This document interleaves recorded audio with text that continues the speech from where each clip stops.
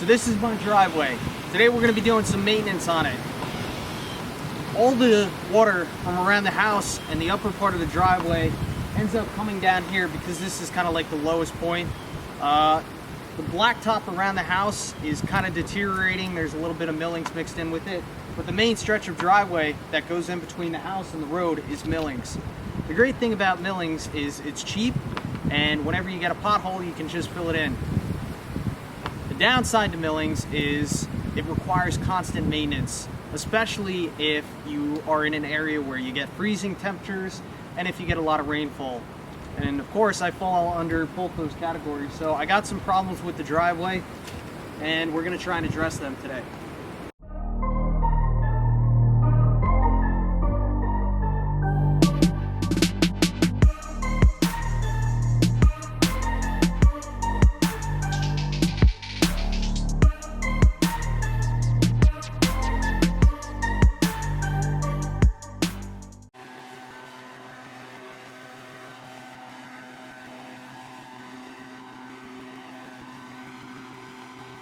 So the tricky thing about a driveway that's composed of millings is you need to channel the water. The water has to have somewhere to go. When it just sits there, especially in the winter, what'll happen, the water will get underneath. Well, if the water's just sitting there, it'll get underneath your millings, it'll freeze, and when water freezes, it expands, and then you just get these blowout potholes. So all the water from around the house comes to this point, and then it crosses the driveway, and then I kind of made a channel or a ditch where it kind of runs off. So this part of the driveway isn't too bad. I have a little pothole here that I need to fix. Down the driveway a bit further, we have some bigger problems.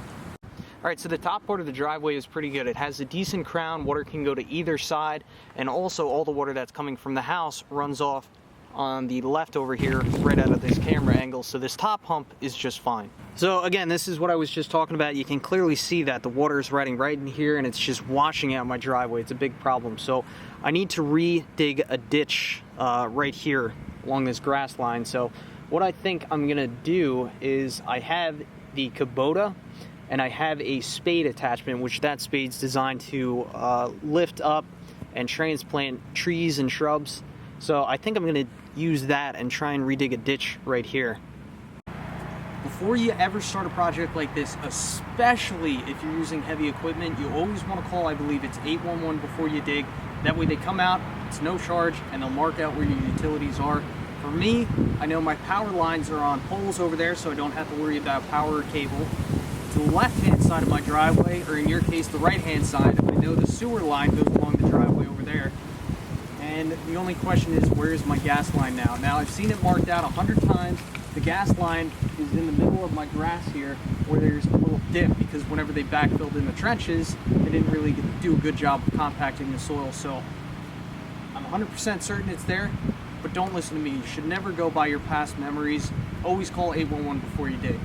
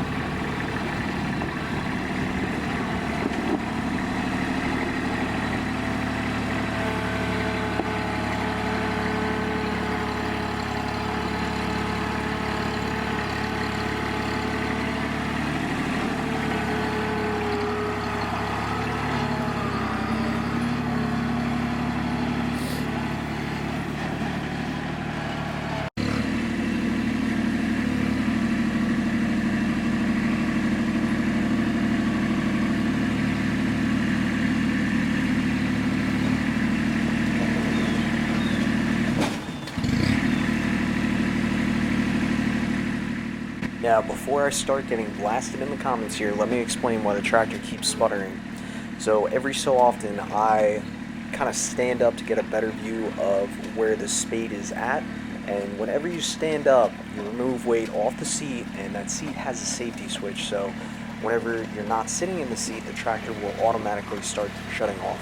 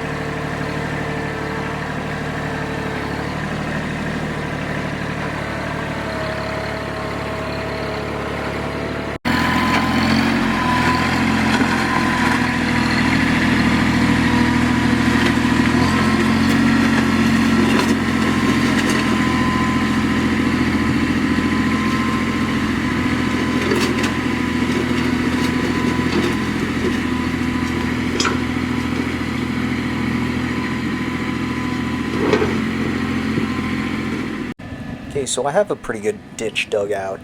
Now, the next thing I'm doing is I'm scooping up any of the washed out millings that I could scoop without mixing in dirt, and I'm just going to place them further up the driveway.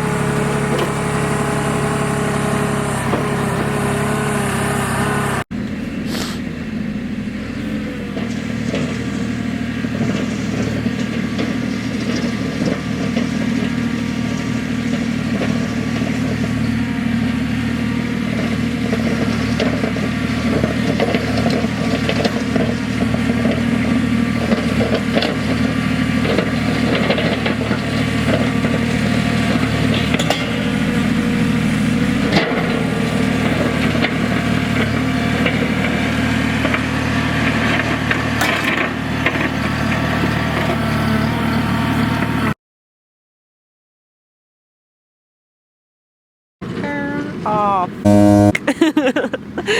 Alright, so I got everything pretty much finished up now. I got a nice crown to the driveway again, so the idea is water's going to run off to either side of the driveway. I prefer it to go off to the left side and just onto the grass and kind of dissipate that way, but because of the crown, You know, some of the water is still going to run down along the right side of the driveway. As you can see, I did try to recut a ditch on the right side of the driveway, but I didn't want to go too far in because I know I got the sewer line over there, which I didn't want to damage that, of course, just trying to stay on the surface, but I think I did kind of just a little bit. And then on the other side, you know, the grassy side, I think I did a really nice job of pushing this stuff back into the center of the road. It's not pretty, you know, it's not as nice as I'd be able to do with the $200,000 cat motor grader, but you know what, for having that spade and using the snowplow on this Kubota here, I think I did a pretty good job. It's a little bit rough, but you know what, those bumps will get smoothed out over time as we drive over this.